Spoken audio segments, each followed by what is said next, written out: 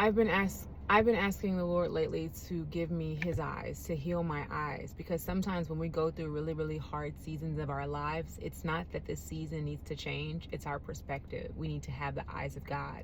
And I believe that today he gave me some of that, and I want to give it to you. I was sitting in therapy and I was thinking about the mess that my life has been, that it has been very dark, it has been painful. I'm going through a very deep healing and cleansing season from childhood traumas, all the things. Maybe you relate. Maybe you're dealing with depression or anxiety or fear or worry or a mental illness or a diagnosis or all the things.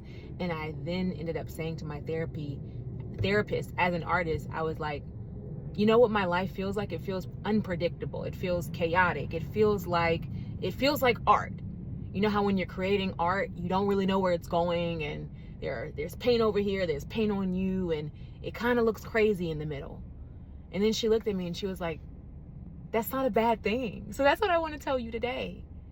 That what if you looked at the perspective of your life not as destructive and dark, but that at this point the Lord is creating these beautiful black brush strokes that maybe at some point he took his hand and he smeared it over the entire canvas to make this really cool effect. So the point is, it's very simple, that if God can create art all around us, and that if we can be the appreciators of trees, of the majesty of what he's made, what makes us think that we aren't in ourselves art to him, and that your journey as a human, your story is artful, and that where you are, there's a beauty to it. If we could just see his perspective, if we could just trust that he has the paintbrush in his hands and he's creating very intentional brush strokes. And hey, maybe on the canvas right now it's a little dark.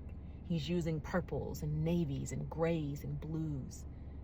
It's gonna come together. So let us take on that perspective and see what we're going through as beautiful, as something that we're gonna come out on the other side and look back and see the mosaic that he's been creating all along. I hope this encourages you. Take care.